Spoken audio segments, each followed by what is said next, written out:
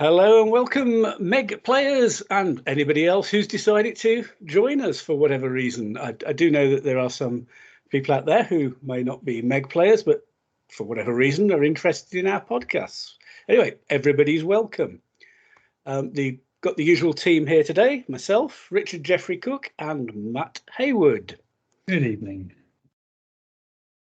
And this episode is going to be one of our historical ones rather than about, say, a competition or any other stuff. And this time we're going back to look at the Romans in Europe, mainly Northwest Europe. And we're looking at real Romans. Real Romans. Yeah, we were having a bit of a discussion before we started recording, and we realised the only Romans we've covered really so far were in the Attila episode we did some time ago. So they're rather declining Romans. This is the opposite. We're going from the time of Augustus through to AD 69-70 and the Batavian revolt that was part of the year of the four emperors after Nero's death and a period of civil war. Just before we get into that, I'd just like to thank the people who have listened to the podcast. We've had some really useful feedback given on the podcast. People saying things they like, always flatters the ego. Things they, shall we say, like less, which is also really good to know. So we will be obviously trying to do more of the former, less of the latter. But yeah, please, any feedback, any thoughts you've got, how we can make this podcast more interesting, more relevant to the community out there, be very much appreciated. So enough of my introduction. I will hand you over to Richard Jeffrey Cook, who will give us some historical background on the period we're looking at. And after that, we shall move on to a selection of armies from the period. We've drawn up lists and we'll go through them, giving our thinking on them, and await each other's derision, as we always say, or delight even.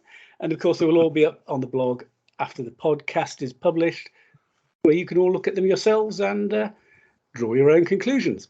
Anyway, over to Richard. Thank you, Nick. So the Romans in Northwest Europe really starts, I suppose, with the Roman presence in southern France and Spain, which was established by the time of the Second Punic War. That's around 220 BC. And really, Roman influence grows for the next couple of 100 years. The significant change, of course, was the conquest of Gaul by Julius Caesar in the 50s BC, which obviously extended Roman influence right up to what is now modern Belgium and the north of France.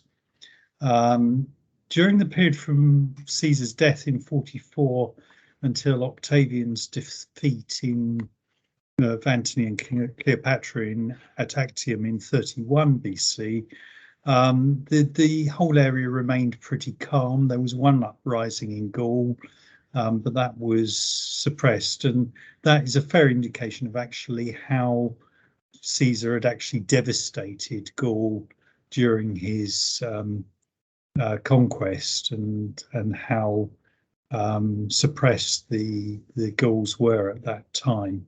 So the border remained essentially the River Rhine that separated the Roman Empire from Germania and barbarian lands beyond. Octavian secured his grip on power and established the Roman Empire, and in the process gave himself the title Augustus, which is usually how he's known by. It was actually under Augustus that the Roman conquest of Spain was actually completed. Although Rome had controlled large parts of Spain right back for the previous 200 years, it actually took them until Augustus's reign to complete the conquest of Spain, particularly the mountain territory to the northwest, modern Cantabria.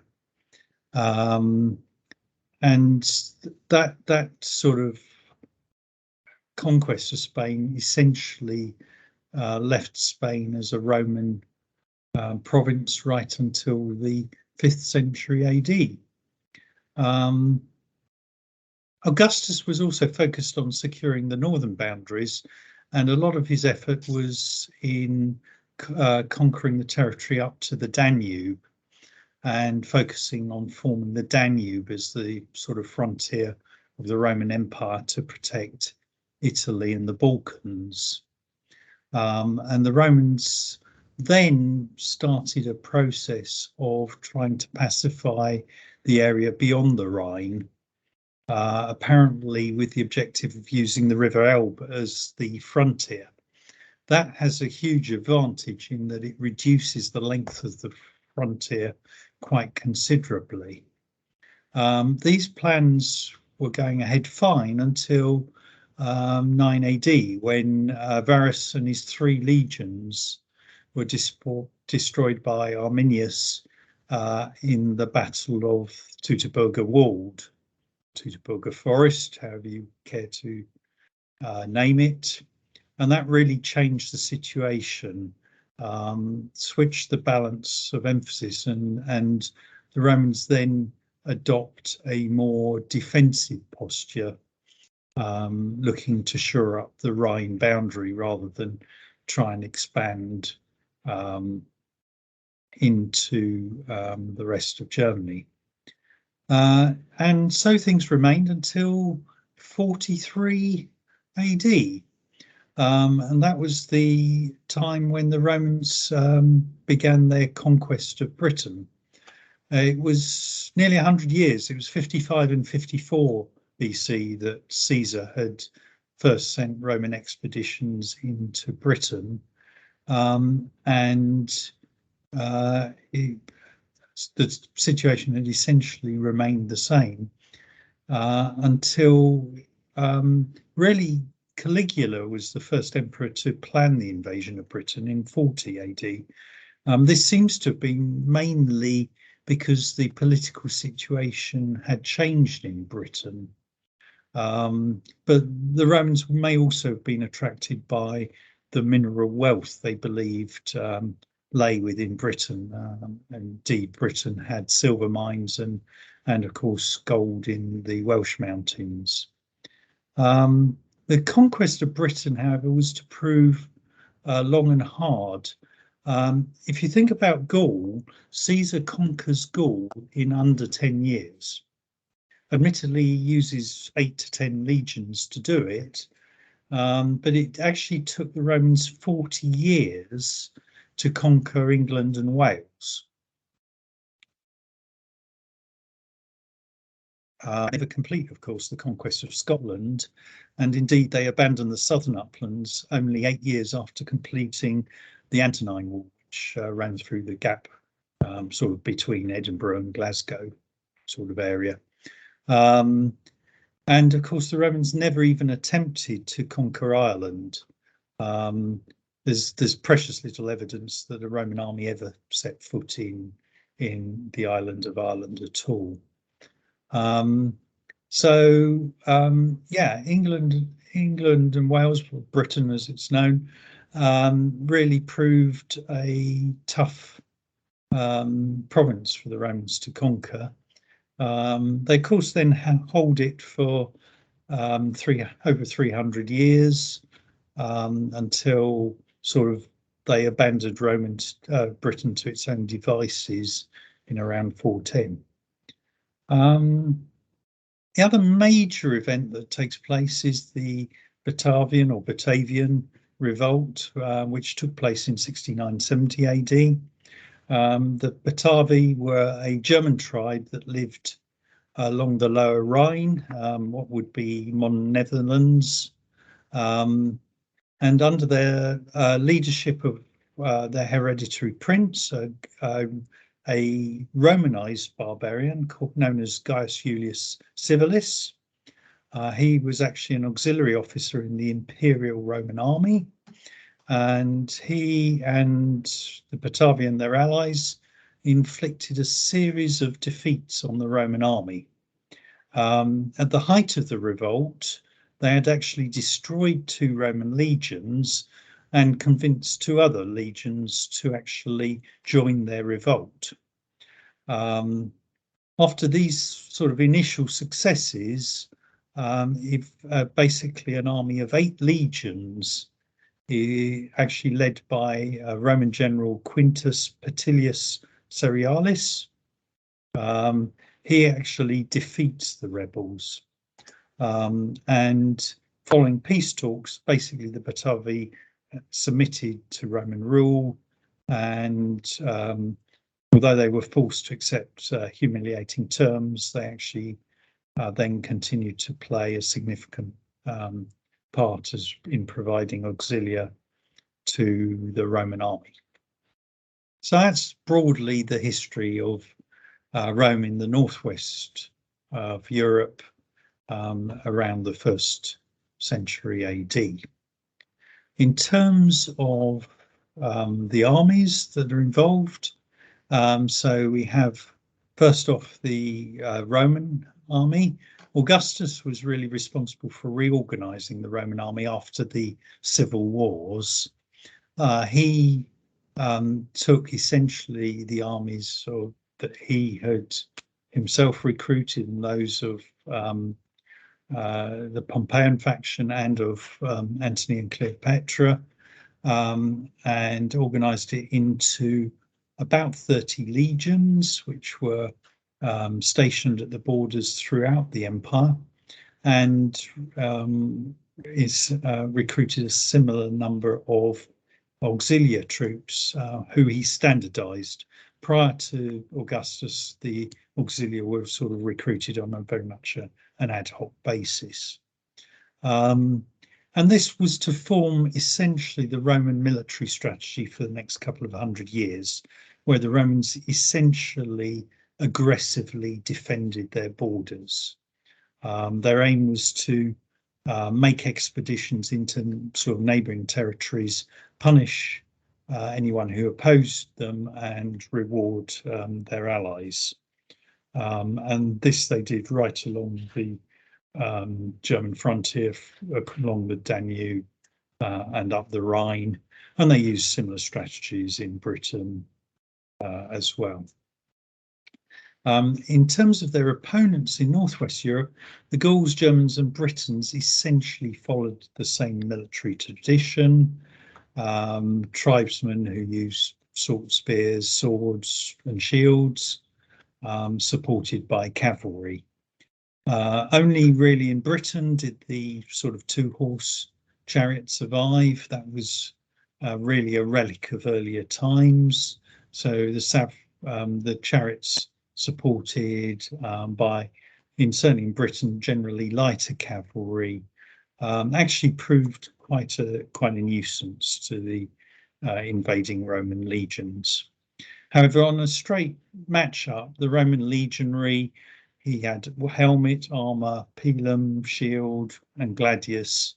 And with the better drill, basically the Romans could outmatch the tribal armies. And usually their defeats were when they were ambushed or very significantly outnumbered. Looking in purely Meg terms, the early Imperial Roman army you'll find in the Italy list set. The early Germans, ancient British, Scots-Irish, Batavian revolt and Caledonian armies are all present in the Germany, Gaul and Britain list set. And you'll find the Spanish in the Spain, Sicily and Africa list set. Wow. Thank you, Richard. So so history and some more there. Thank you very much. Obviously, it's a period a lot of people know quite a lot about, but hopefully that gives a useful summary and perspective when looking at the lists. Yeah, thank you. I mean, I've got one question for you from what you said, just my own interest, really. Well, hopefully other people's interest as well. it's really about why did it take the Romans so long to finally finish the conquest of Spain?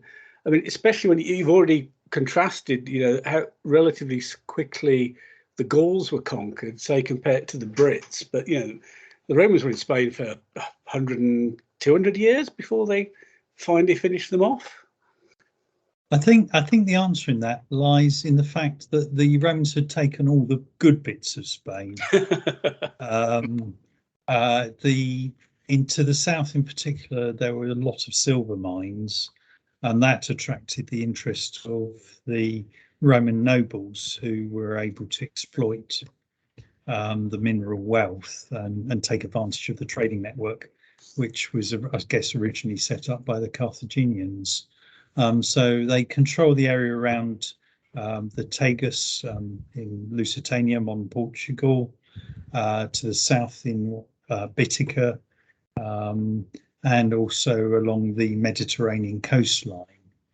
But the far northwest of Spain really didn't have a lot to attract them. So as long as they could keep it sort of peacefully suppressed, there wasn't that urgency or glory, I suppose, for any Roman general to want to bother to conquer the rest of Spain.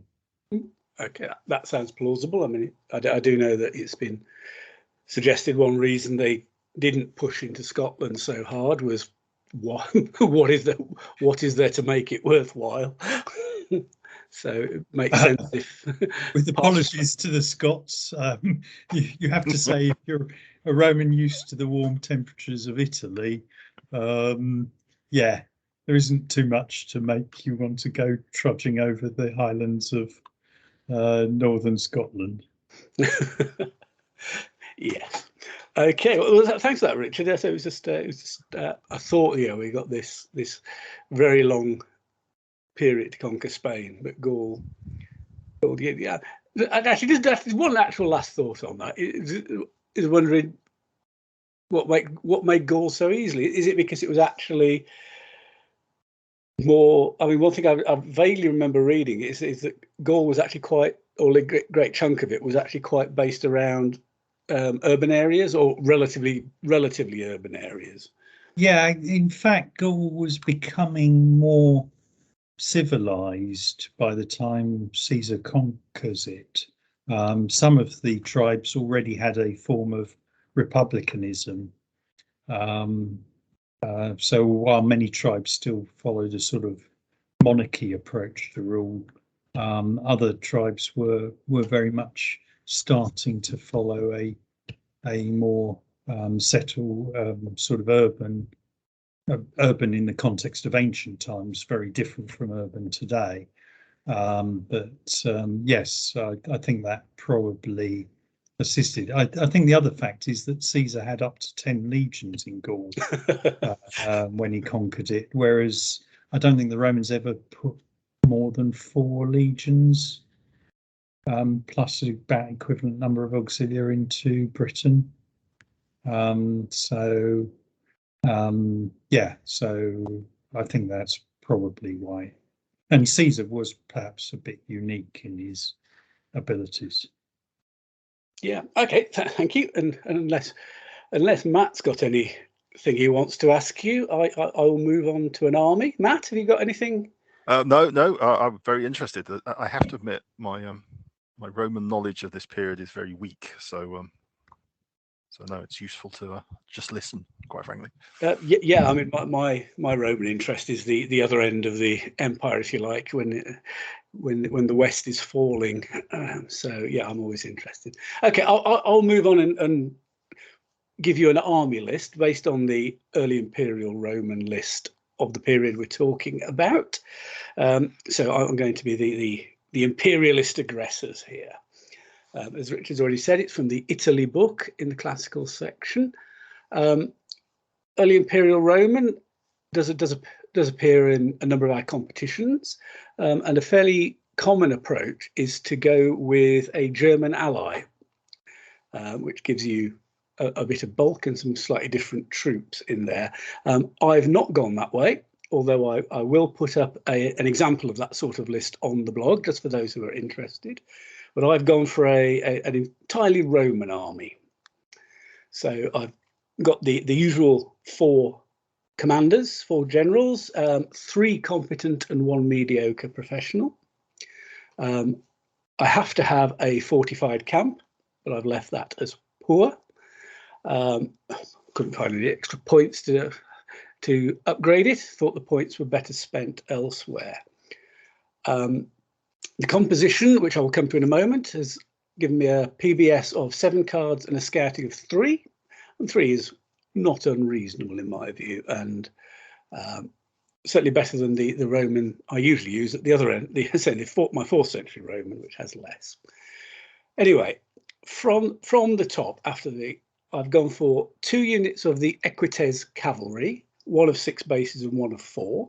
The 6 base one is drilled loose, superior protected, unskilled javelin, short spear, and melee expert. The 4 base is just average protected and skilled javelin. Doesn't have melee expert, but has shoot and charge. To be honest, the shoot and charge was only in there because it used up points. And by a coincidence, took the list to exactly 10,000 points, which I always see as a sign. It's a sign from the gods that something's right. Okay, that's my heavy cavalry section. I've then got 3 6 base units of legionaries. One of them is upgraded to the Praetorian Guard. These are drilled, flexible, exceptional protected, impact weapon and shield cover, but not melee expert. I've saved some points there. Can't quite squeeze everything in. And then 2 other units of the legionaries of 6 bases, again, as superior, impact weapon, shield cover and melee expert. I've got 2 6 base tugs of auxilia, again, drilled, flexible, average protected, unskilled javelin, short spear, melee expert. And then I've gone for 2 more units of legionaries, small ones, there's 4 base ones this time. And each of these have got one of the attached light artillery that the list allows. So I've got 3 bases that are drilled, flexible, average protected, impact weapon, shield cover. And the 4th base is the same, but adds experienced light artillery to it. And so I've got 2 of those units. Then gone for some skirmishing troops, some Equites Sagittari, skirmisher cavalry, average unprotected, experienced bow, Cantabrian combat shy, some light horse, which are basically the same but javelin armed, and then a unit of archers who are infantry skirmishers, average unprotected, experienced bow, combat shy. So I think that especially the archers is probably a little unusual for early imperial Roman armies I've seen out there. But I have been persuaded over time, as has been mentioned previously on this podcast by Richard, about the efficacy of having some skirmishers, and I'm totally sold on it, basically. So getting a unit of infantry archers as well as some mounted skirmishers was almost the first things on the list before the legionaries, even, if you like. Just would make one point about the Praetorian Guard. Because as I said, they don't have melee expert, but they are exceptional. This means that in prolonged combat, in the melee combat, they're basically the same as the superior legionaries, but being exceptional, they've got that extra punch when in the charge phase, because they're 1 quality level higher. And being exceptional as well, you can always think about breaking them off against some troops, even if they have to take a cab test. Exceptionals, not that risky because it's only on a white. So my thinking behind this army really is it's got 3 good units of legionaries that provide quite a hefty punch. And especially if we say, looking in the context of the armies we're talking about today, they're going to be the best infantry you can get, basically. But obviously they're expensive. You can't get that many. I've also got the superior Equites, who are melee experts, so they're also there as a punch. The auxilia realistically are probably going to be holding troops, but again, they've got melee experts, so even against the hard charging barbarian types that no doubt some of these other lists will have, if they can ride out the impact at the charge phase, they're probably better than the barbarians in prolonged combat due to the melee expert. Which is a bit really Richard was talking about when he talked about the armies. There's the equipment, the drill, the practice, all adds up. In terms of sort of the wider context of how I would approach a battle, especially against a barbarian army, the Roman army will be quite a bit smaller, so you're quite possibly looking for a secure flank, so that you can. And then really, it's probably going to be quite unsubtle in some ways in massing those 3 really good units of legionaries and the superior equites as your punch. Probably you've got the light horse and the archers who can maybe soften things up on the way, and you've always got those 2 small units of legionaries with the light artillery who can shoot overhead. They're not that great in combat. They don't have a melee expert, but they do have impact weapon. But they can shoot those artillery overhead just to, again, add to the attrition or slow people up. The smaller unit of equites, very likely to be something of a delaying force. Hold things up. But, again, maybe 4, it's only 4 bases. You might be able to insert it in a small space, get on a flank. The whole army is drilled. Which can be really useful. Those cavalry can all evade if they need to because they've got unskilled javelin. And again, being drilled means it's cheaper to do the post-evade reactions like turn 180 and move or move away again that you can do after an evade move. That's when drilled cavalry can really, really make a difference. I guess that's my army I'm bringing to the table. I will now leave it to Richard and Matt to tell me what they think about it. Ask me any questions about it. Over to you guys. Okay. Well, it looks a fairly typical, solid Roman army to me. One that I wouldn't particularly fancy fighting. That, as you say, you've got a very solid punch. The trick with the punch is always to make sure you're punching at enough opponents so that you're getting near to the break point of the army.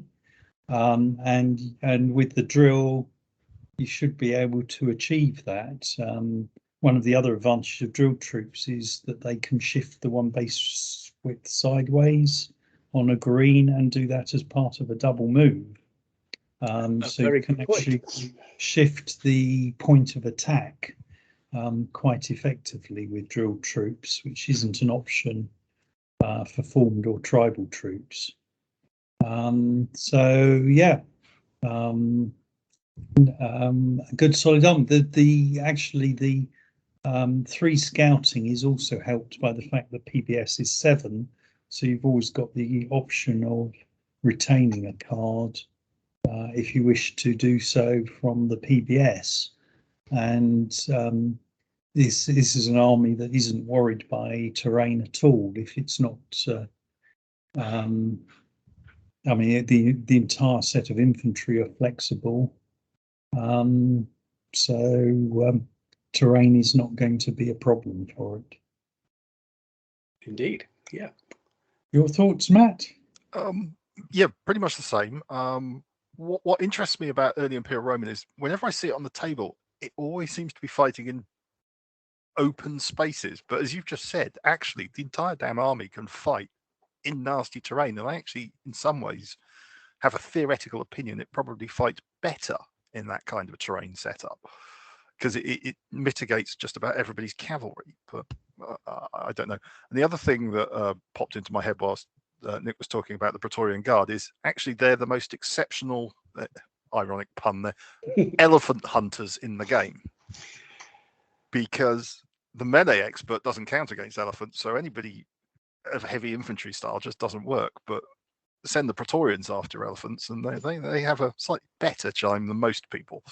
Well, if I was using elephants, I wouldn't want to charge the Praetorian Guard because the Praetorian Guard be exceptional and impact weapon have 4 claims. Yeah, and the elephants will have 1. Yeah. So I have this impact. Yeah. I have this almost Asterix feel to it of you chasing elephants across the table with the Praetorian Guard, banners What's waving. worse for the elephants is that light artillery are also extremely good elephant hunters. If you're going to try and shoot down an elephant, a bolt from a scorpion is going to be the sort of thing you want to be using. So I've accidentally designed a good elephant killing army. Yes, I don't think the Romans ever set out to equip their armies to kill elephants, but they seem to have been quite good at it. The classification of exceptional for Praetorian is it's perhaps worth discussing the context of that, because technically the Praetorian Guard would have only been present in a Roman army had the emperor been present as well. I don't believe there's any situation where Praetorian Guard would have accompanied anyone but the emperor. I have a funny feeling Germanicus had Praetorians with him.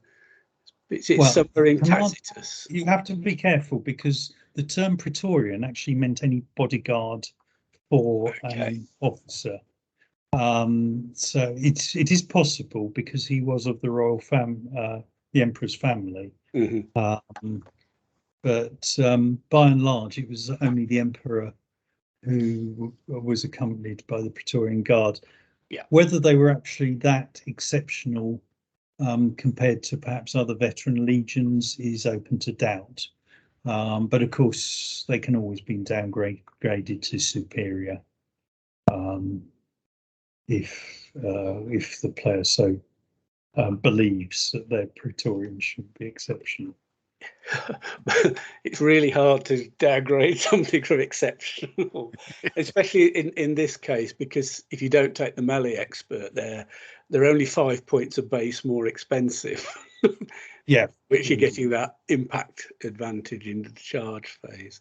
So just on that, it did cross my mind. I meant to mention that with those 3 units, the Praetorians and the 2 superior legions, I might also be tempted to deploy them 4 wide with just 2 in the second rank.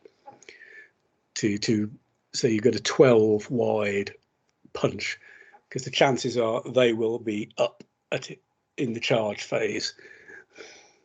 Yeah, it's certainly an option. I've seen them even being deployed initially 1 deep, and then contracted into your 4 wide, 2 ranks behind formation as well, just to give extra flexibility of deployment. Yeah, that comes back to your point about picking the point of attack, isn't it, to maximise your chances. Okay, well, and unless Matt has got any more to say on my list, I think we should hand over to him to present one of his lists. Yeah, well, I will follow the vague Roman theme, Roman army theme, and go with the Batavian revolt as my next choice. So, for those that, as Richard said earlier, it's a mix of trained auxiliary troops and traditional tribal troops. Now, the list I've chosen, or the one that I played around with, is it has to have a talented or legendary commander to represent the leader of the revolt. So I've gone with a talented. I've then taken a external Chatai ally, and he's also talented. And then 2 subs, one of which is competent, one of which is mediocre. They're all instinctive,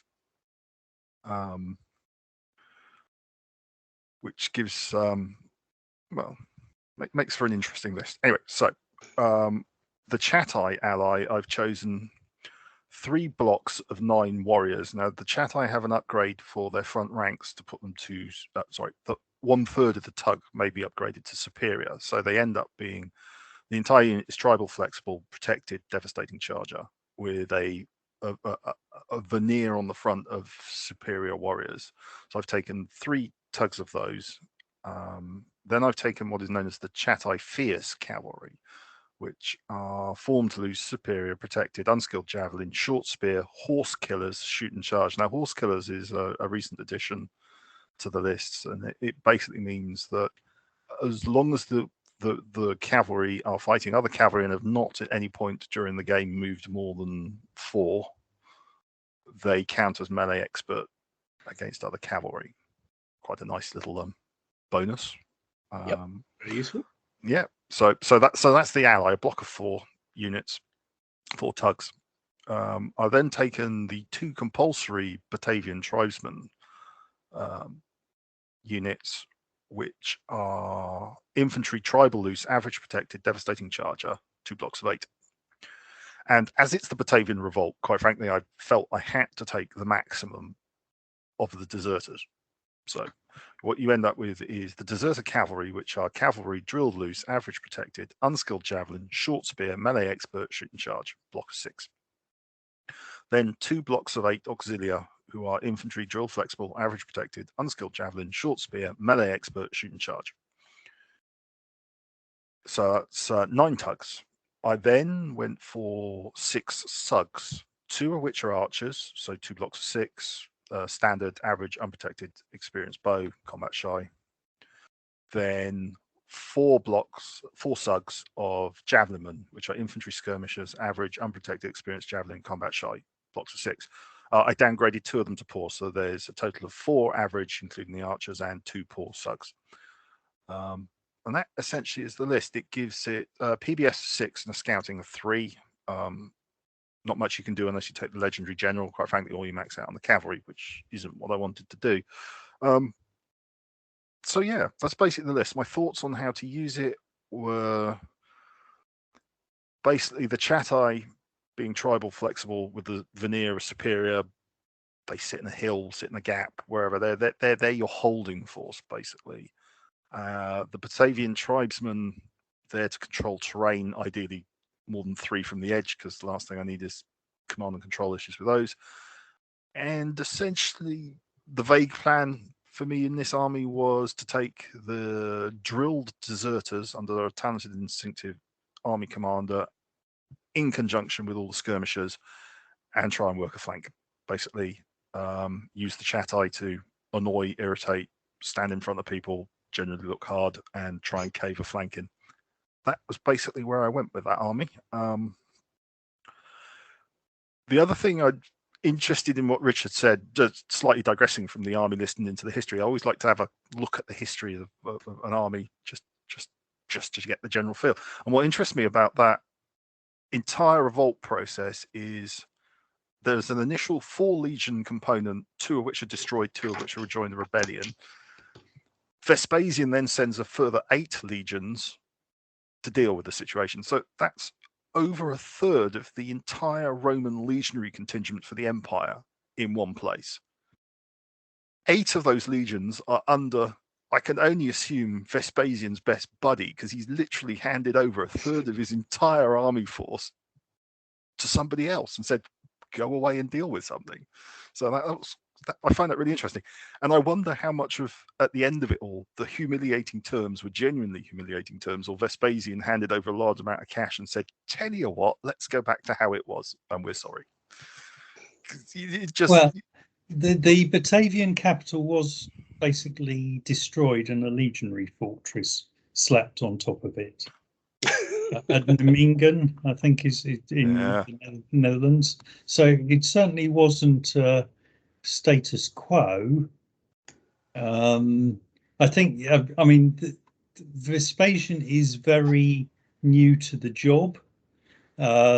He has sort of gained the support of the Eastern legions after there've been sort of 2 quick changes of emperor. And he, I mean, you're right in that he has given basically control of the army to his best buddy, because you're right. If with that force, if the general decided he wanted the laurels of empire for himself, Vespasian would have been hard pressed. I think it's fair to say. However, I think the troops were loyal to Vespasian, not to their general, because they had. I think many of them had actually come from the east, where they had Vespasian had commanded them in the Judean revolt. So I don't think Vespasian was taking too much of a risk. It's interesting. Well calculated. I've got one quick question before we move on to looking at Matt's list in ourselves. Is that point that Matt just said, and you mentioned with the history bit that 2 legions joined the revolt to begin with, but of course the list itself doesn't have any legions, so I assume there's a reason for that. They didn't actually fight. Although they joined the revolt, they actually melted away, Right. which is why they don't appear as legionaries in the. In fact, I think one legion was actually disbanded, and its troops scattered amongst other legions. And I think the second, I can't remember what happened to the second one, but. Yes, that's why the list itself doesn't include Roman legions. Gotcha. Oh well. Can I comment on the list itself? Because there are a couple of things you didn't mention, Matt, which I find quite interesting. One is that you went with a fortified camp. Oh, sorry. Yes, I did. That's been some bad experience in recent games. I've got a little twitchy about camps these days, and as it's only 9 rather than 11 for a barbarian-ish army, shall we say, I felt a fortified camp was a good option at this point. Yeah, fair dues. I don't have a problem with it as a selection. I think it works quite well with the army. Your command structure, you have talented instinctive army commander, as you mentioned. You've got the talented ally, so you're not taking any chances with the ally, and then competent and mediocre instinctive commanders. Is that actually I think that's probably sufficient, isn't it, for because you've got 5 tugs, excluding the ally, you have 5 tugs and 6 sugs, and you've got 9 cards with which to command them. Yeah, so I'm relying a bit on tugging your sugs. You are, and I'm also thinking that the mediocre instinctive would actually probably command a unit of the Batavian deserter auxiliary and an attachment of archers that he can tug along and do it that way. It's one of those I'd have to put it on the table and play with it. I mean, I think for what I think I want to use it for, it's enough. The talented on the Chatai is because even if the infantry is not moving, it does mean that his cavalry, which I think will be fairly integral in part of the plan, will be able to move fast and rapid wherever I need them. So, and again, I didn't need them unreliable at the start of the game. Yeah, I think I'd agree. I think this is one army where if that lot were unreliable, you're heavily on the back foot. Yes, very much so. So I think this is one where it's a sensible move to load up on the talented. I'm not sure I would use the chatty defensively personally. I think I think you use them to pin an opponent down because they're a considerable chunk that can't be ignored. I think it's too significant a proportion of the army to actually just sit passively on a hill somewhere and hope the enemy comes to you. Again, a fair comment, but anybody who plays me knows that I can't sit still for more than 5 minutes anyway, so they'd be off the hill fairly rapidly. I have to say that I think that One thing I'm not so keen on this list, Matt, is whilst as we said, mine, I'm quite a fan of skirmishers, but most of your skirmishers are javelin men, which have a very limited range of shoot for their shooting, and basically can get run down or caught by almost anybody fairly easily. I don't disagree. Their actual main purpose. Well, I can only have 12 archers, so I couldn't have any more than that in the list. But I was actually looking at them more as an ablative shield for the Chatai, because they've got this thin veneer of superior, and I don't want that worn away prior than I absolutely need it. So the poor would probably be the ones in front of those. But no, I don't disagree. And it also gave me 3 scouting cards. Of course, yes. What sort of terrain would you be thinking of aiming for? What would be your ideal terrain with this army? I'd actually quite like a table that's very heavily covered in nasty stuff. Proper German woods. Proper German woods, yeah. Batavian marshes would do quite well. Oh yes, indeed. Oh yes, yeah. I'd look to use it as a rough terrain army, but the nicety of the Chateau means that, you know, if I need to stand something in the open, and to be fair, the drilled flex auxilia are actually not weak troops in the open, particularly, you know, close order, short spear, melee expert. The other thing that I'm increasingly becoming a fan of shoot and charge even on unskilled troops.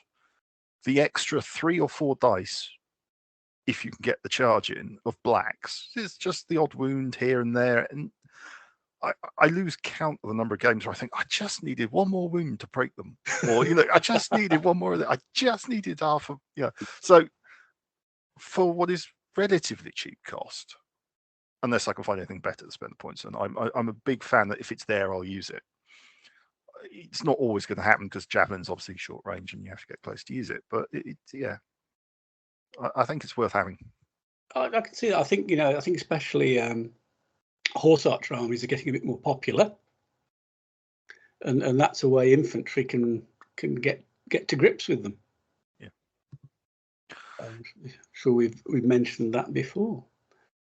Okay, so in which case, shall we now move on to Richard's army? Okay, so I've gone for early German Chatai. It's got some similarities with Matt's then. Yeah, this is actually an army I have used in competition. Right. So I just tweaked it slightly for the 2022. But it's essentially it's a Chatai with a Tencteri ally. I hope I pronounced that correctly. So I've got a talented instinctive army commander, 2 competent instinctive subs, and a talented ally. It gets 6 PBS and 2 scouting, so it's not going to do particularly well in the scouting stakes, but my experience is it sits there, and I don't expect it deploys almost without having to worry about how your opponent is going to deploy, because they're going to have to take it on anyway. So it has 11 tugs and 2 sugs in my case. It has 2 tugs of cavalry, 1 average of 4, very similar to Nick, your choice basically.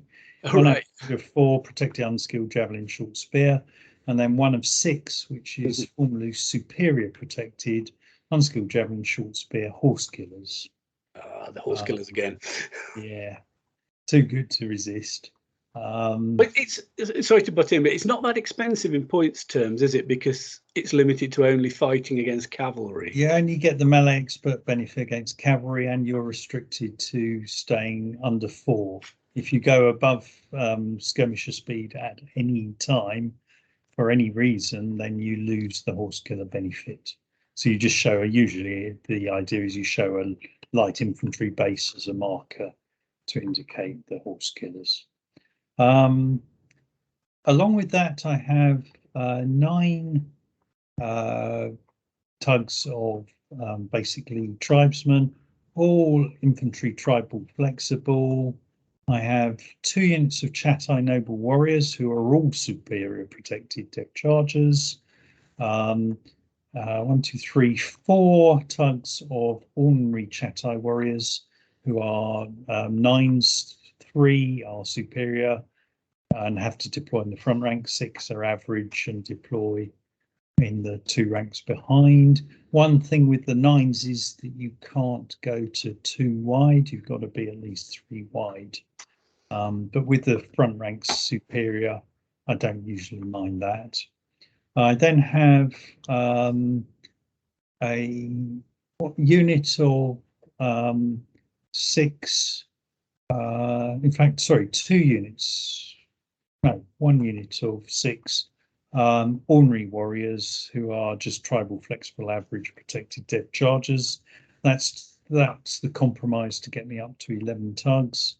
And then I have 2 units of Tengteri infantry, 1 of nobles and followers who are the superior, the 6, and then a unit of 9 tribal flexible average protected depth chargers.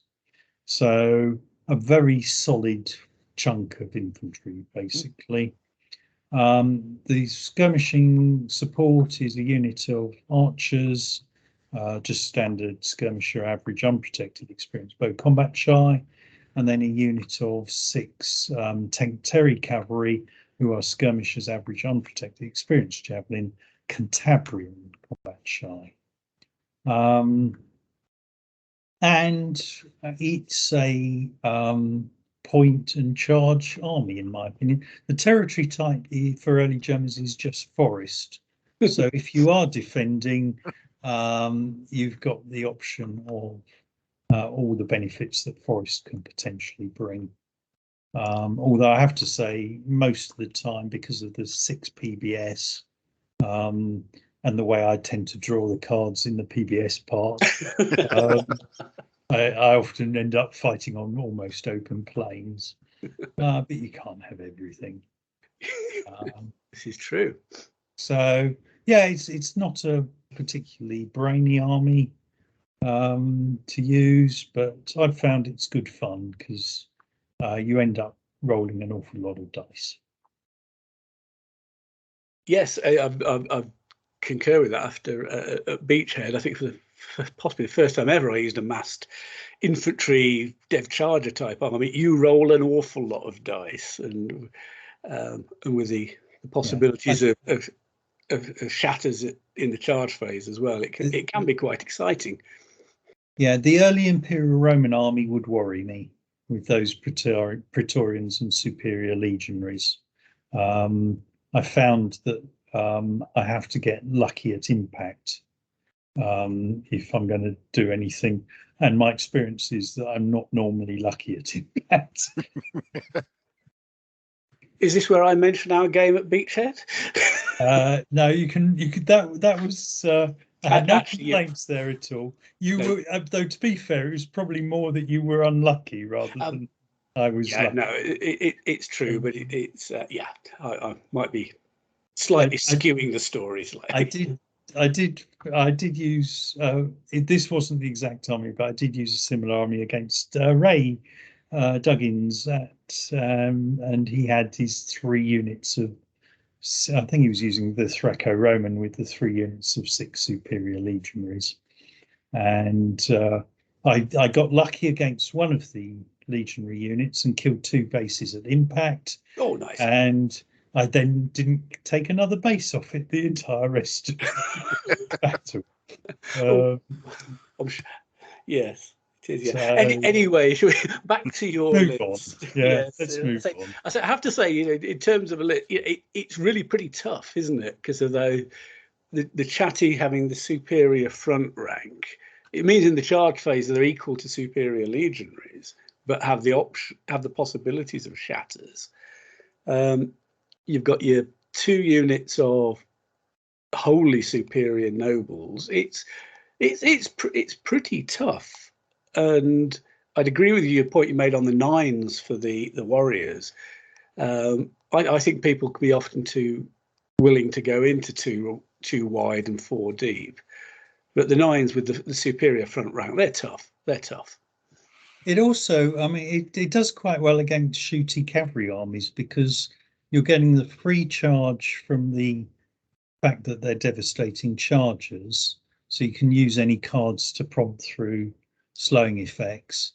And the superior front rank means any skilled shooting types are only getting the white S rather than the green dice. So although I find you do get whittled down, because you're covering a wide frontage, it generally can push shooty cavalry armies right back to their rear edge. And the 3 wide makes a big difference. You know, as a serial shooty cavalry user, I mean, if people deploy, 8s of barbarian infantry or whatever infantry 2 wide, I quite like that because you only need 1 wound to cause a slow. But 3 wide, you need 2 wounds, and it's really quite a big step, especially if you are only shooting on whites and even the white pluses. So, agreed. I'll say, all those people out there, don't just slam them in 2 wide. Think about the 3 wides. So, I mean, I think Matt, thoughts? Yeah, I also like it. I've seen Richard using this in action. Funny enough, against Ray was, I think, the game that I was watching, and yeah, it's one of those armies that to fight it, you've got to play very clever because it will run over whatever you leave in the wind, so to speak. It's wide and it's brutal. I'm not sure point and charge is the right way. I think point and batter is probably the way that army should be described. No, I like it. The veneer of superior across that front is really quite special, I think. As you say, 3 wide as well. Good choice. Yeah, to start with, it provides quality on a wide front. Thinking back to my Roman army, if you can get through that front rank, it's really very squishy. And to be honest, even the front rank isn't great against superior melee expert. Because you're down, you don't have the skull in the melee phase. But if you've been a bit lucky with if you've got your shatters going in the charge phase, it could be touch and go for both sides. Absolutely, but it is again bucket load of dice. Once you start throwing large numbers of whites and blacks, it does. Yeah, it's never easy from either side of the table. You're both there going, it could go horribly wrong. Yeah. Well, it's not early Imperial Roman. I've used my Imperial Romans against these big warband types, and you start thinking, oh, excellent, I'm up in melee, but if you lost a couple of bases in the charge, it's all a bit it gets squeaky. So I think that's it's direct but effective. I think will be mine, and it's got those couple of cavalry units, and don't discount those fierce cavalry. They're effectively as good as the best cavalry I had in that early Imperial Roman, unless I can force the fierce cavalry to charge at some skirmishers and exceed their 4 base widths, and therefore lose the horse killers. It can be very effective. Anyway, shall we move on to my second offering, which is an army I have never used. Not that I've used it early Imperial Roman, but it's one I have faced. Although I will say here, I haven't just copied an army. This is all my own work, honest. So it's ancient British. And again, like I mentioned about the early Imperial Roman, where it's quite often used with a Chatai ally to get those infantry we were just talking about.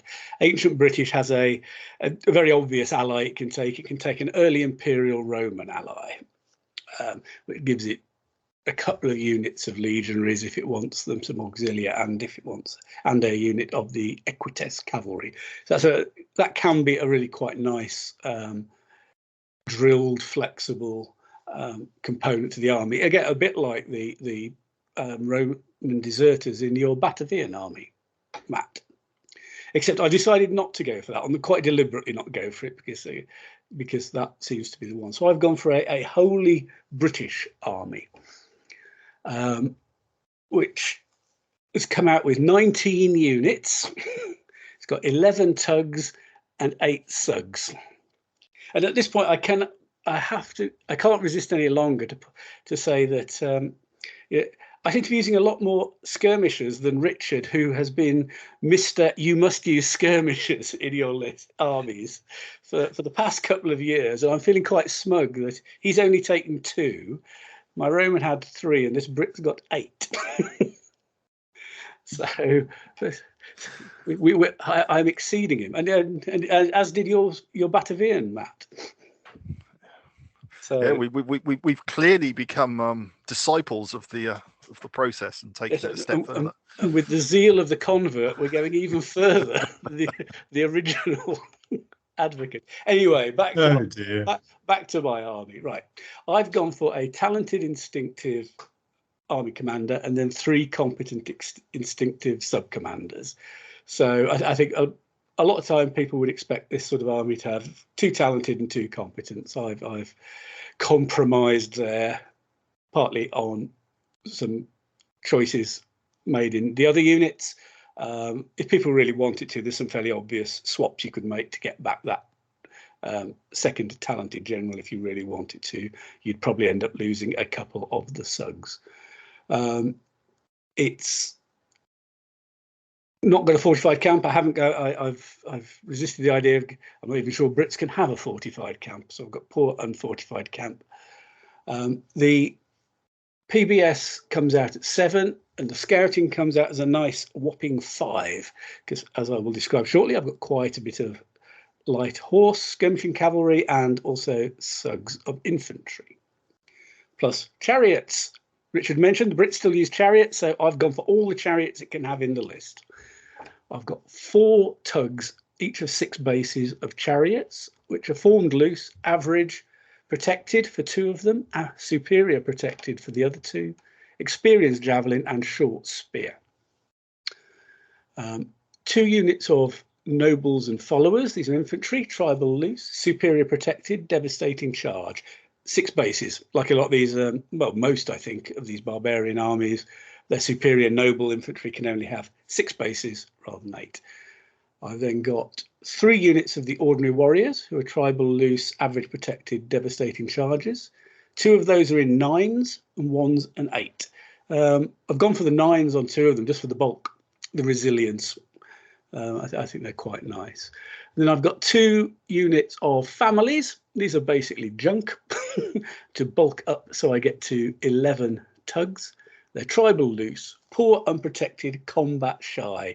Each of 10 bases, but each of those bases is only 11 points. So 220 points gets me from 9 to 11 tugs. I think they're well worth it. But if anybody gets to them, they are going to die oh so quickly.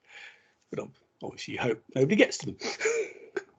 You've still got to take 5 bases and a wound off them, so they don't die instantly.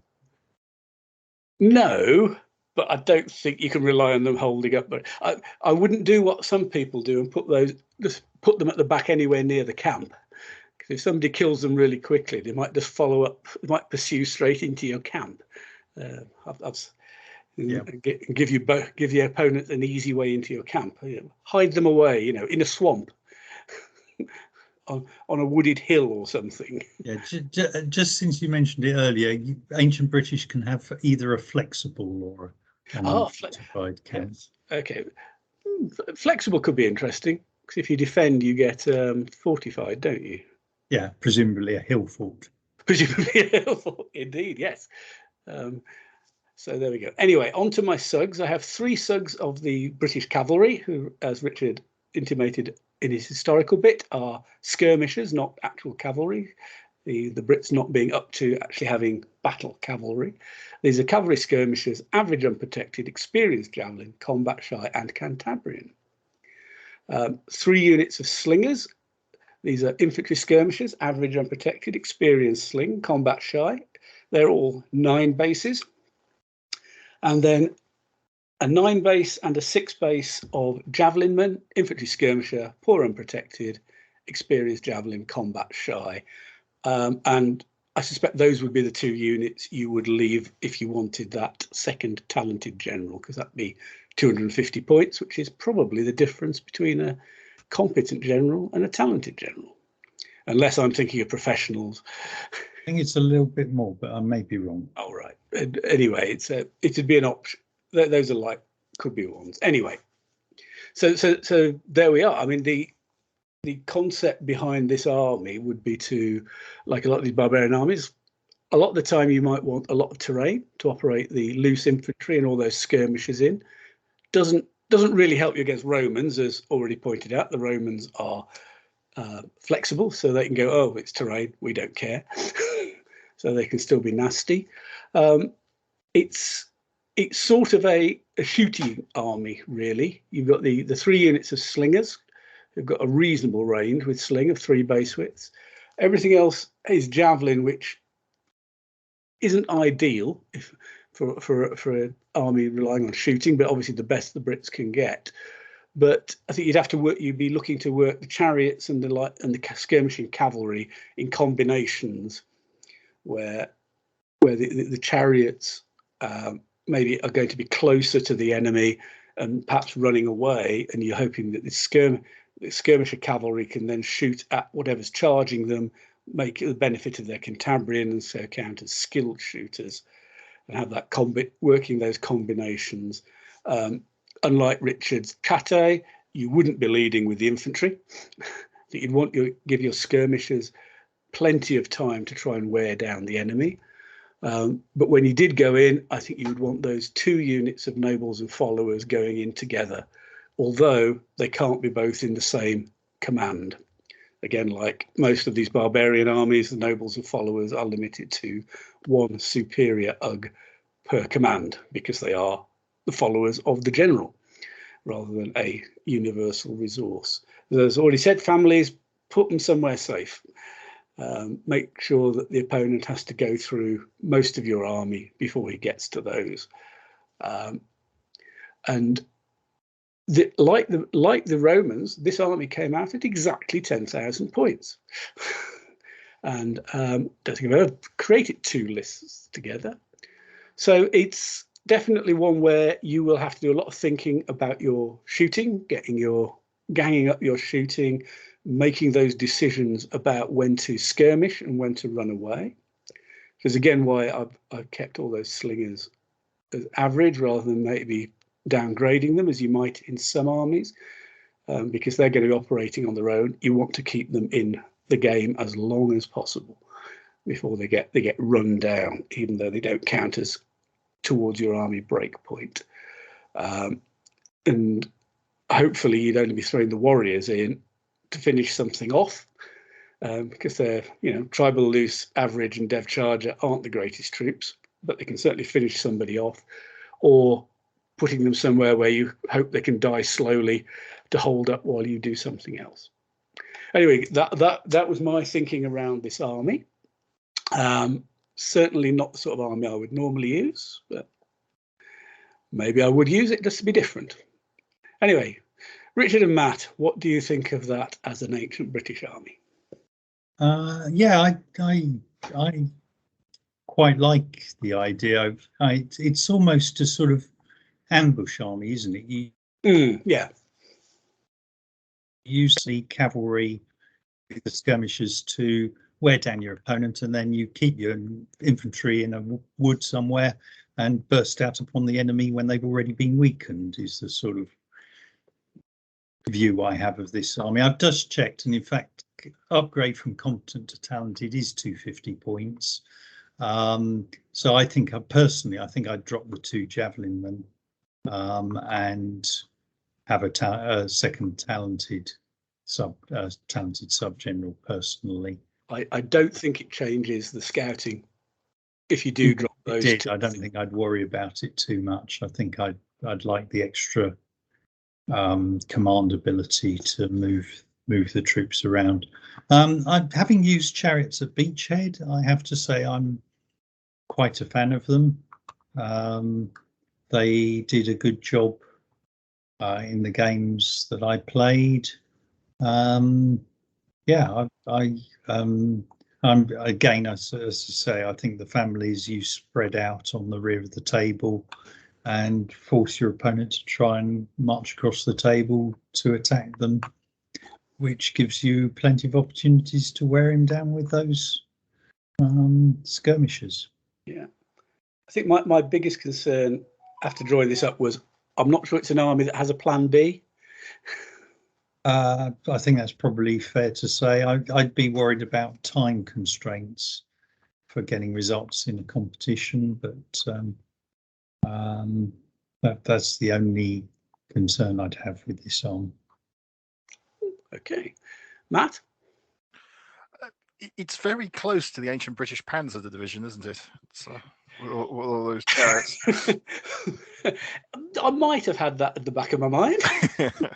So I'm going to interject for those younger players out there who don't remember that the ancient British Panzer Division was a term coined way back in the 70s and 80s for WRG 5th edition, where you just sort of maximised out on the chariots and slingers probably. And under those rules, that turned out to be quite effective. So generally, it became known as the ancient British Panzer Division. Yes. Sorry, Matt, over to you again. No. Yeah, I remember the term. Yeah, you're probably right. It probably does go back that far. I like it. It's not my style of list. I think I'd get myself into some horrible knots with it. I've fought a few ancient British armies which use the Romans, which give it that open table space. Yeah, I think my only concern is if you ended up on a billiard table, you're going to struggle, I think. That's my gut feel to it. Anyway, I like it, but yeah, have to see it in operation. Yeah, I think it's fair to say it wants a couple of pieces of terrain, doesn't it? But if it's, I would say if it's complete, if it's massively open, you've got 4 units of the chariots, the 3 skirmishing cavalry, and the slingers. They're all mobile. They all move quite quickly and shoot. So yeah, I don't think it's the end of the world. I wouldn't personally think it's the end of the world. No, I'm not saying it's the end of the world. I think I'd struggle for trying to fight with that. I'm not sure I can use this army. No, it's a good combo. I've always liked the ancient British list, and those chariots, particularly the superior versions, are. Yeah. Yes, I was disappointed. Only half of them could be superior. Probably very reasonable. But yeah, so it's. I'd be interested if somebody wanted to try it, and I think that the 5 scouting could really help. Yeah, and the 7 PBS as well, and the 7 on the PBS. So you if that red card turns up in your PBS, you can just slide it sideways and keep it. Yes, that was the point Richard made with the Romans. Well, my Romans, wasn't it? That you can always perhaps hold one back and get it. And 7s with these sort of barbarian armies is unusual without a legendary general. Well, if we have come to the end of that list as well, perhaps we can move on to our 5th and final list, which is, having had a preview of this, I think it's a Matt special list. I mean, we possibly saved the best till last. Or the daftest till last. Right. But it could just be that weird genius time. I will just let you get on with it, Matt. Thank you. I will put a caveat on the end of this. That having designed this list, I had a slight bit of reflection, so I will make a tweak. But I'll talk about. I will discuss what I sent you, and then I will say what the tweak was, shall we say? Right. So, Spanish Iberian. It just tweaks into the early Imperial era. I think it ends about the same time as the early Imperial Romans list starts. So, I think I'll do the design first. The list is heavy on tribal loose impact weapon infantry.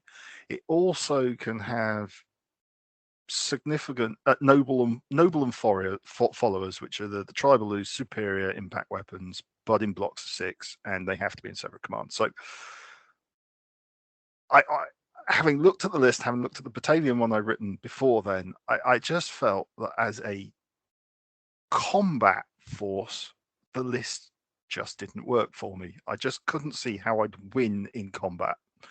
So my design theory went, as the Iberians are allowed up to 2 external Spanish allies, I was going to look to create basically a holding block or flank blocks of infantry and concentrate on what the Spanish were traditionally very good at, which was the light horse contingents.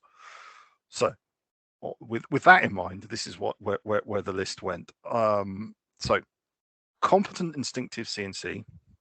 I then took 2 external talented instinctive Celt Iberian allied commands, and then a mediocre instinctive internal subgeneral.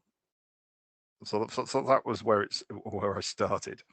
I went with a flexible camp because, again, I felt, given what the list is going to come out like, it didn't need to lose the camp and be forced into camp tests. So the list went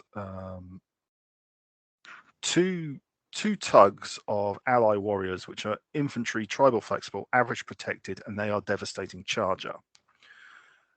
2 blocks of 9, which is enough to cover the minimums required for each list. There were then 3 tugs of 8 Iberian warriors. Now they're tribal loose, average protected, impact weapon.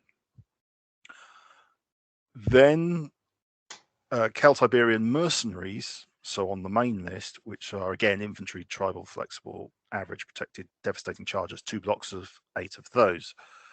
And then 2 blocks of 4 Iberian cavalry, which are cavalry form loose, average protected, unskilled javelin, short spear, 2 blocks of 4. That's it for your tugs. 9 tugs, basically, for a barbarian army. So as you can see, I'm at special. We then get round to the sugs. And this is where it gets interesting. Basically, you take 4 allied light horse sugs, which are cavalry skirmisher, average unprotected, experienced javelin, Cantabrian. Oh, me and that damn word. Anyway, Cantabrian, I think. Cantabrian. I know. You did think I'd have it stapled on my forehead. Anyway, Cantabrian. Anyway, so 4 blocks of 6 of those. You've then got 3, or actually, sorry. You've then got 2 allied best light horse, which are skilled javelin and don't have that wretched Cantabrian.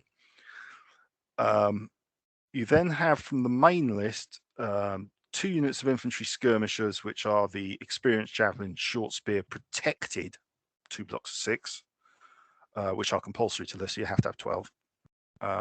And then an internal best light horse, which is cavalry skirmisher, average unprotected, skilled javelin. So what you end up with is a list that has 42 light horse that are technically all skilled shooters. 3 of them are genuinely skilled shooters. The other 3 are relying on Cantabrian. I'm going to keep saying it until it sticks in my head. Never, probably. I'll probably be the last words I utter in this world. Damn Cantabrian. Anyway, and 2 units of infantry skirmish sugs. So you end up with 18 nugs, a PBS of 6, because you can't get it over there unless you go for a talented general, and a scouting of 6. So that was the list I originally designed. I then realized that I'd made a rather significant faux pas in that I end up with the main army is 7 tugs, and then you have 2 allied tugs. Yet the main army only has 5 command cards. So that's really not going to work, particularly as most of them are, for want of a better word, impetuous. So they're going to go ramming off, chasing whatever they need to. So I did a slight tweak, which was I put all the Cantabrian light horse down to combat shy, and that allowed me to swap to a talented and competent instinctive ally and put a talented instinctive subgeneral into the main list. So that's 7 cards for 7 tugs. given where I'm thinking how the army's going to use it, it's probably still not quite enough, but it would probably make it better. Worst case, the competent instinctive ally goes unreliable, but you're only losing slightly less than a third of the cavalry, and theoretically, he should come online within the first 4 turns. That's the theory. There you go. As you say, a bit of a special. Yeah, I think the changes you've made to the command structure improve it enormously. First off, it gives it 7 PBS cards, and I think a talented and a mediocre is probably sufficient to control the 7 tugs in the main army list. It's not ideal, but it would just about get away with it.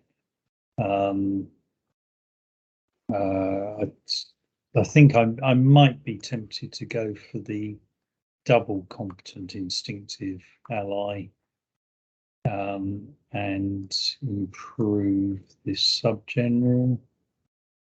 And that actually gives you 150 more points, which would be interesting. Get more of the protected light infantry, which I think are really quite nice troops. Yeah, I used those in Beachhead, and I nearly broke a tug when fighting in difficult terrain with my SUG, which would always be a bonus as far as I'm concerned. So yeah, and I have to say plaudits for getting an army with 7 light horse Cantabrian or skilled. That's got to hurt, as they say. I've just quickly done a quick. You can get 2 internal talented instinctive generals and the 2 competent instinctive allies for 9,998 points without changing the list. So you can do it that way, as long as you're happy to take the risk of the allies, which I think I probably would be, being that they're light horse. I'm not losing. I was about to say, what are the odds of them both going on me? Probably pretty good knowing me. I think the quote is "never tell me the odds," isn't it? Yes, yeah, that's right. 9 times out of 10 on a 1,000,000 to 1 shot. Yeah. It is, yeah. It's I think it's yeah. When you sent this through, I looked at it and went, "You what?" and yeah, I mean, it's going to have, I think, a similar thing to my ancient British, in that it's going to stretch the command. So, and I do think the revised command that you and Richard have just discussed will be better. Otherwise, you're just not going to have the command to do what you want to do. Again, I think it's going to be an army that, because you're going to be relying quite a lot on the shooting, probably a bit less than the British. It's going to be definitely a thinking army, but you've got more punch infantry. Can I just ask a quick question on why you went for the Celtiberian allies rather than, say, other Iberians? And what was it? I suppose, why did you want Dev Charger rather than Impact Weapon? I actually wanted the option for close order foot. Right, it's the flexibles as much as anything with them. Yeah, it was if I needed to hold an open space or put a solid line down. Yeah. And that was mostly it. It wasn't. The army's not going to win on the infantry.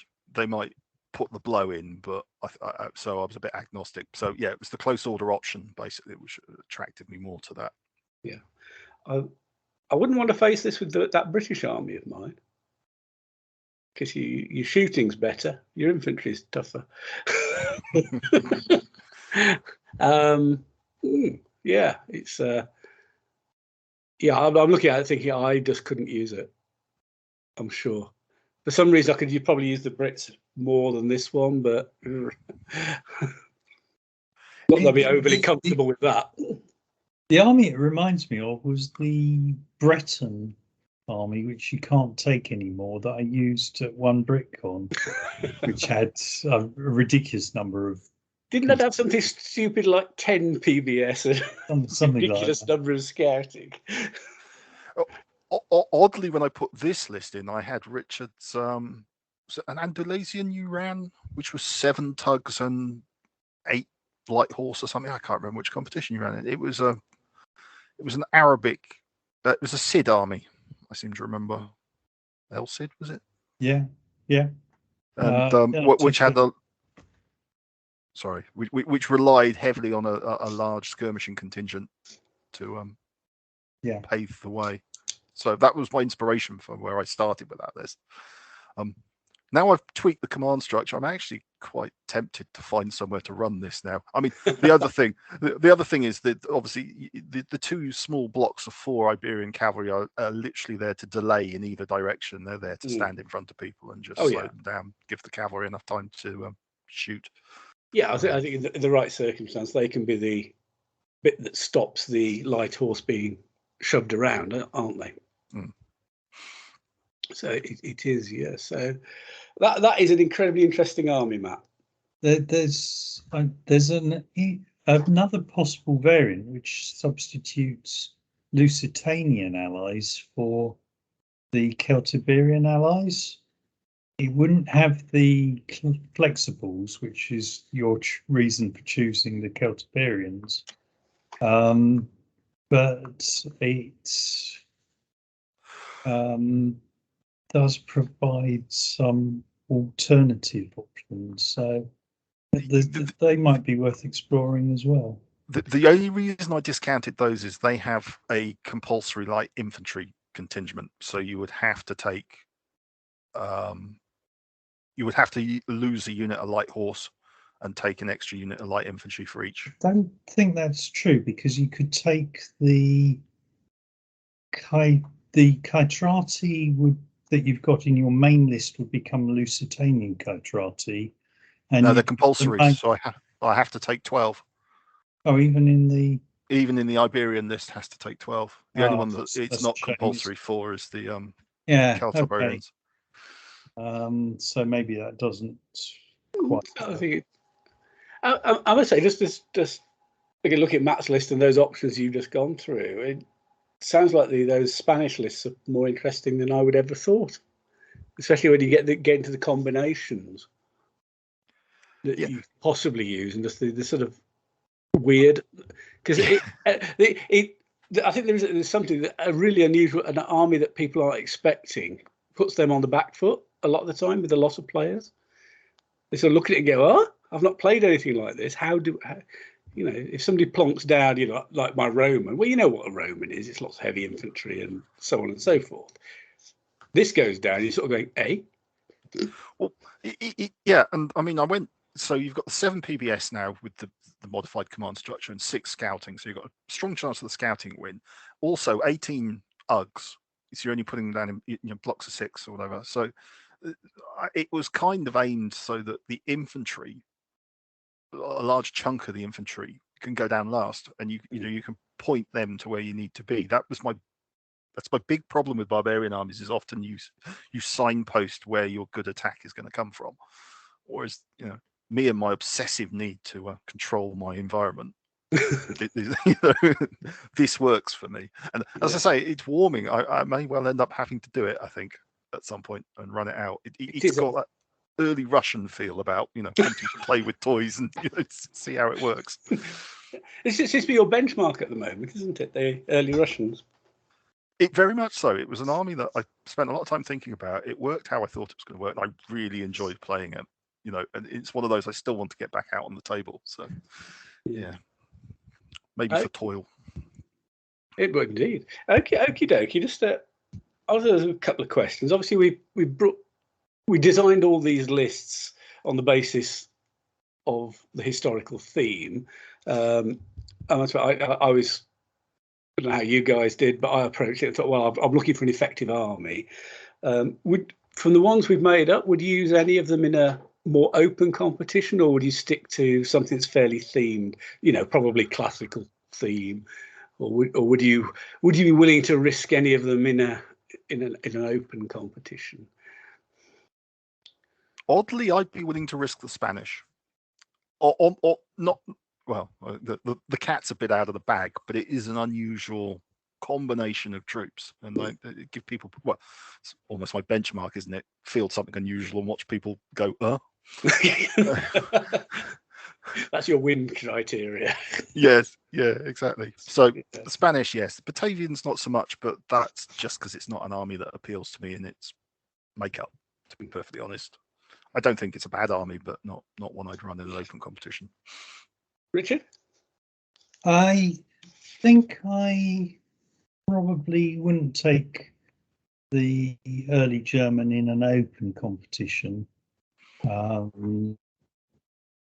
I'd certainly be quite intrigued with running that Spanish one in an open competition.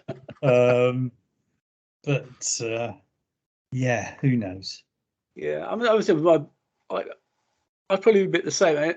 I think out of all of them, I'd be happy enough to run them in a classical theme competition. Probably the Romans and the Spanish as the choice.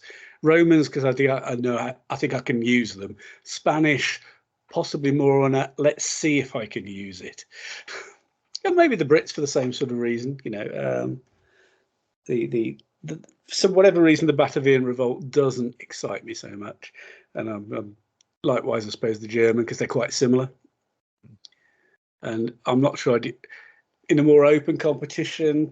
Yeah, probably not. Actually, my preference for open competitions do drift back to the horse archers. So I think I'd have to be pushed into a corner with a pitchfork before I used any of these. I'd just prefer to use something different. So yeah, I'd one last thought on Matt's army as well. I reckon that could look really nice with, say, the lovely big Zeiston figures. I know. I'm already thinking figures and pretty patterns, and yeah. Don't. Oh yeah, though it has to be said, the little big man shields. Some of them you have to cut into 4 parts to stick on the shields, and that can drive you insane.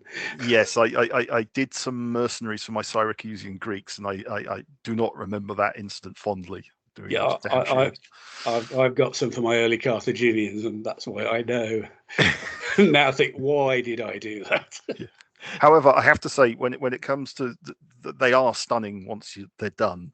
Once you get through the pain and the scissor cuts and everything, yeah, they do look spot on. So I'm not complaining about the quality. It's just the doing. Actually, whilst we're on figures, has anybody, for these armies we looked at, any other figure ranges spring to mind that would be recommended to the listeners out there? I'm actually quite partial to Essex miniatures for their Batavian revolt, early Imperial Roman stuff. They're quite clean figures. They're not. And why not? I mean, and you do a very good paint job on them, Matt. It must be said. You have the knack of bringing out the best in Essex figures. Personally, I think I would probably have to, apart from the Spanish, where the Zeiston ones spring to mind. I think I'd probably have to do a search and go looking for which figures I like. And I know, Richard, you tend to hoover up bargains off eBay and fettle them up a bit, don't you? Rather than go out and say, I'm going to buy an army from X supplier and paint it up. Yeah, that's mainly due to the absolutely tortuously slow speed that I paint, and the fact that the results are not very good at the end of it either. You become a master baser there. Yeah, I can do that. I don't mind basing. I don't know why. That's just right. So yeah. Well, to go with the list on the podcast, I'll probably do a little bit of a search and put some recommendations up, and also some recommendations for reading. I mean, there are a whole slew of ospreys, for instance, on the early Romans and some of their campaigns. I know they do a Teutoburger Wald one and a Mons Gropius one, although that's slightly after the period we've covered, but pretty much. Has anybody else got anything they would, again, recommend to the listener if you're interested in these things? I mean, I suppose one of the major historical sources would be Tacitus, Richard. Yes, I mean, in terms of books, actually, I would heartily recommend Simon Elliott's excellent book books on the Roman. Can't remember the title now. But on the Roman army, it's absolutely gorgeous in its illustrations. Oh, the sort of coffee table style one he did. Yes, I must admit, I've got that as well. It is very nice.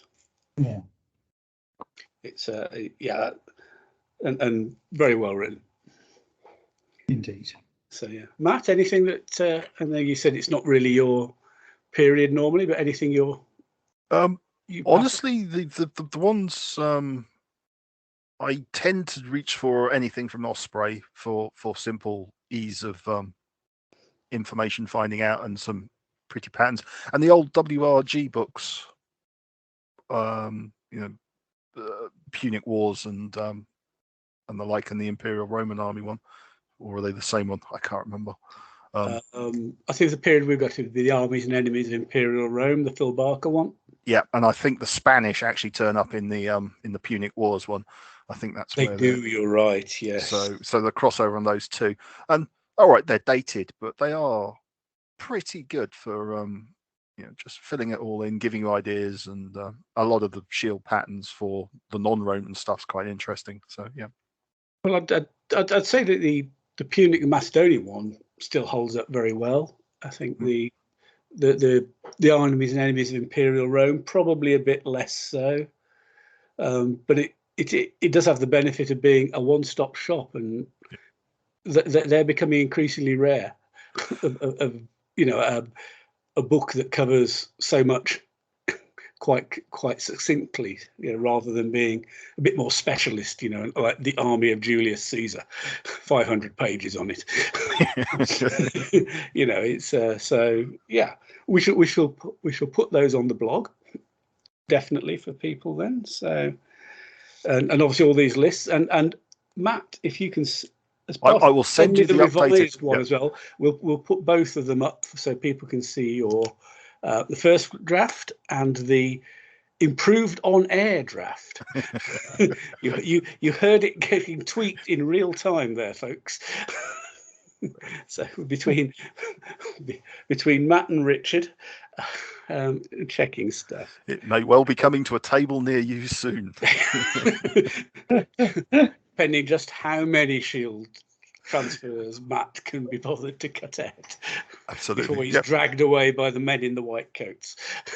It's all right. They're used to me. They just give me more pills. Yeah, paint some more. Yeah, you'll be fine. Okay, guys. I mean, those are the armies we've covered. Hopefully they're of interest to people, and the historical bit. I was just wondering if there's, before we sign off, is there a sort of any other business, anything else people just want to pass on to the listeners, things that may be of interest, things that are coming up? Richard? Thank you. The Society of Ancients Battle Day is on the 20th of March at Shaw House in Newbury.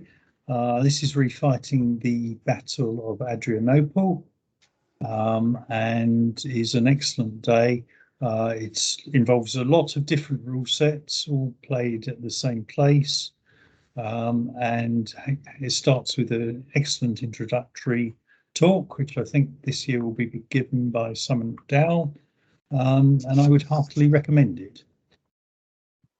Okie dokie. Again, I will try and remember to put a link for information purposes on the blog for that.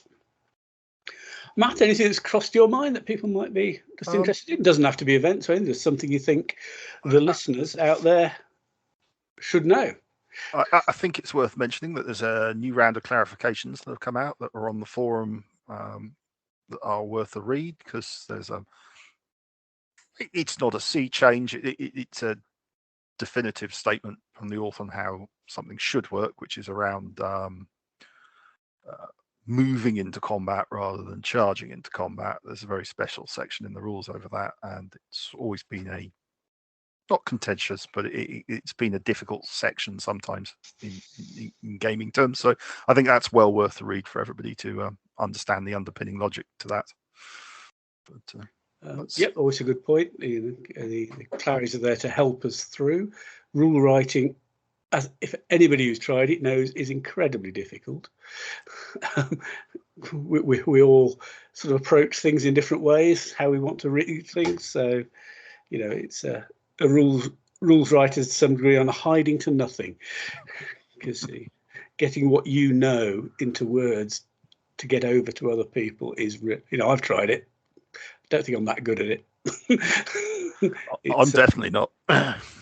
It is difficult. You know, so anybody who does rules, you know, it's so okay.